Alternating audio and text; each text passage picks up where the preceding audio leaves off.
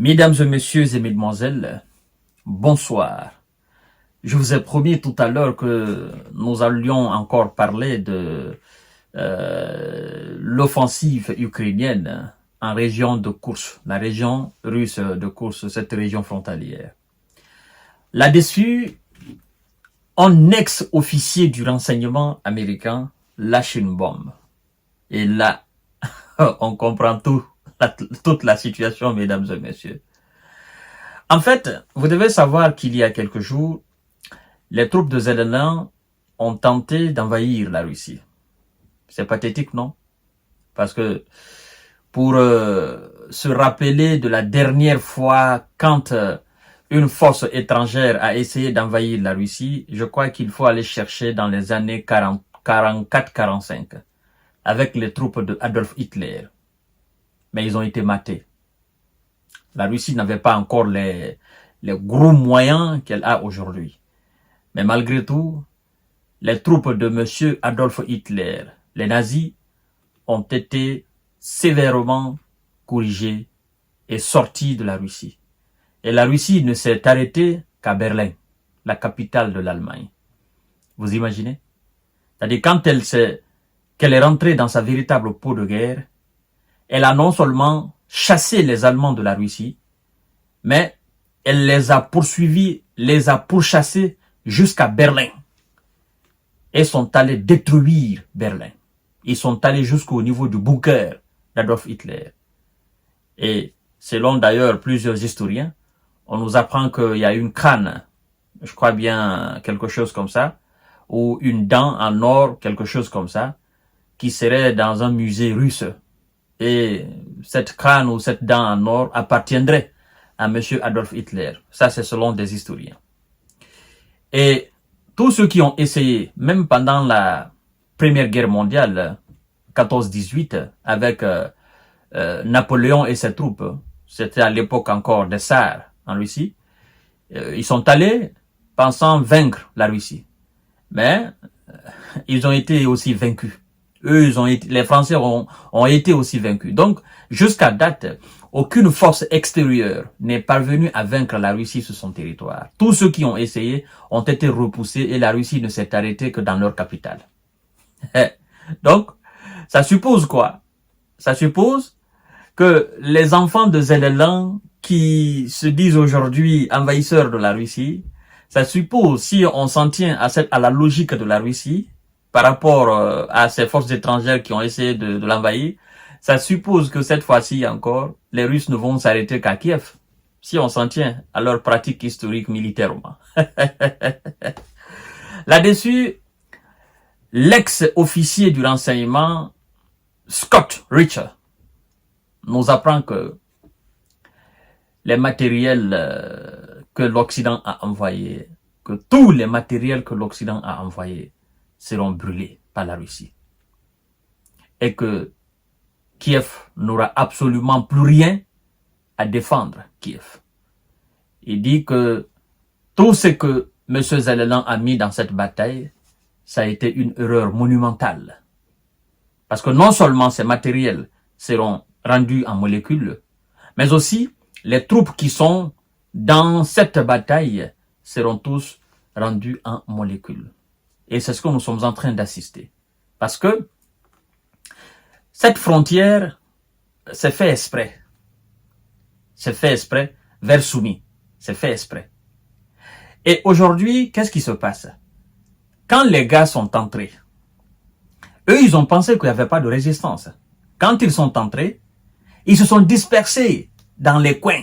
On nous apprend que il y en a qui disent que c'est 9000, il y en a qui disent que c'est 10 000, il y en a qui disent que c'est 5000. Bon, comment 10 000 personnes, 10 000 militaires, même si c'est 20 000 militaires, comment 20 000 militaires peuvent s'emparer d'une région entière, d'un pays de 17 millions de kilomètres carrés? C'est impossible, non? C'est impossible. Mais on ment aux médias occidentaux. Et les médias occidentaux, eux, aussi à leur tour, relayent ces informations. Pour prendre d'abord une région ou une ville, avec une ville de 4 000 ou de 5 000, de 6 000 habitants, ou voire même de 10 000 ou de 22 000 habitants par exemple, vous devez savoir que ça, c'est pas une petite ville. Parce qu'il y a une différence entre entrer dans une ville et prendre la ville. Donc, on ment aux médias occidentaux, on leur dit, donc, nous sommes entrés en Russie dans 30 km en profondeur de la Russie. On a pris telle raison. Mais les gens sont pas fous. Les gens sont pas bêtes. Vous entrez dans une semaine, vous entrez dans un pays. Et puis, vous annoncez que vous avez pris 22, 33, 45 localités. Ben, vous êtes des Superman. Vous avez même dépassé la dimension des ovnis. Oui, des extraterrestres. Parce que c'est quand même bête. Quelqu'un qui entre dans une ville avec 1000 hommes et vous dit j'ai pris la ville. Mais c'est pas possible. Prendre une ville, c'est mettre tout ce qui peut être résistant KO et avoir le contrôle total, le monopole sur la ville. Entrer dans une ville est différente de prendre la ville. Et ce qu'il faut d'ailleurs mentionner, c'est que quand ils sont rentrés, ils se sont dispersés dans les petits coins avec des blindés. Et ils ont été repérés immédiatement par les hélicos. Il y a des troupes qui les ont arrêtés. Des blindés ont été calcinés complètement. Des troupes ont été stoppées. Partout, ils ont essayé d'avancer. Après, on dit aux médias occidentaux, oh non, on a pris telle ville, on a pris telle ville, on a pris telle ville. Mais c'est pas comme ça se passe. On a vu comment les Russes se sont battus pour prendre la ville de Bakhmout.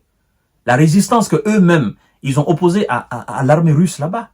Il a fallu combien de mois pour prendre la seule ville de Bakhmout? Combien de mois à l'armée russe? Et vous dites, vous entrez, vous avez pris telle localité. Mais vous avez pris comment? C'est quand même pathétique. C'est bidon, mesdames et messieurs. Alors, l'ex-officier du renseignement américain nous dit ceci. Scott Ritter. Il dit, je cite, « Ce sont des chars, Abrams, d'abord, il dit, l'attaque des troupes de M. Zelensky contre la région russe de Kursk échouera et les blindés et canons occidentaux utilisés seront perdus, a déclaré l'ancien officier du renseignement américain Scott Ritter. Il continue en disant ceci.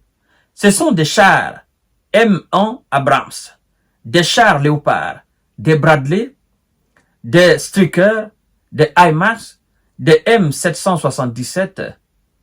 C'est leur principale réserve qu'ils détenaient pour défendre Kiev. Kiev, c'est la capitale de l'Ukraine. Vous voyez? Alors, l'ex-officier nous dit, il continue en disant, ils l'ont jeté dans cette bataille.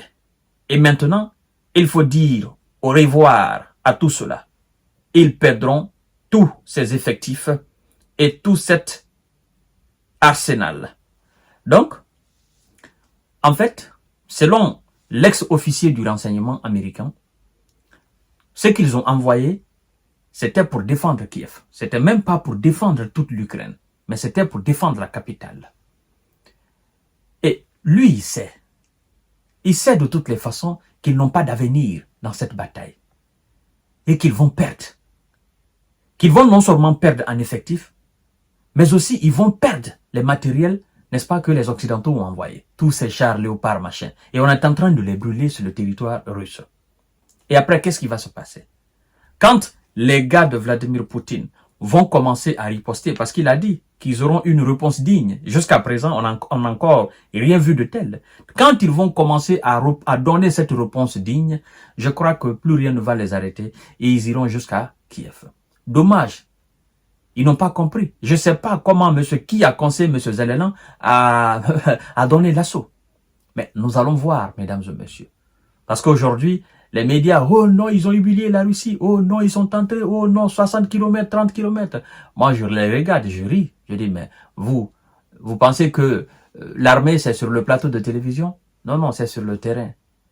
Et pendant ce temps, au niveau des lignes de front, la Russie est en train de mettre la pression. Donc, mesdames et messieurs, c'est comme si l'offensive de M. Zelensky a échoué. Parce que après l'échec de la contre-offensive de l'été, dernier, toutes les tentatives de repousser les Russes du territoire ukrainien se sont soldées par des échecs.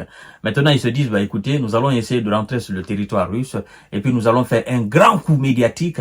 Et puis voilà, après ce coup médiatique, maintenant, qu'est-ce qui va se passer? Rien ne va se passer chez la Russie. Par contre, chez vous, ben, ça sera la débandade totale. Donc, mesdames et messieurs, vous partagerez la vidéo dans tous les groupes possibles et on se donne rendez-vous certainement tout à l'heure.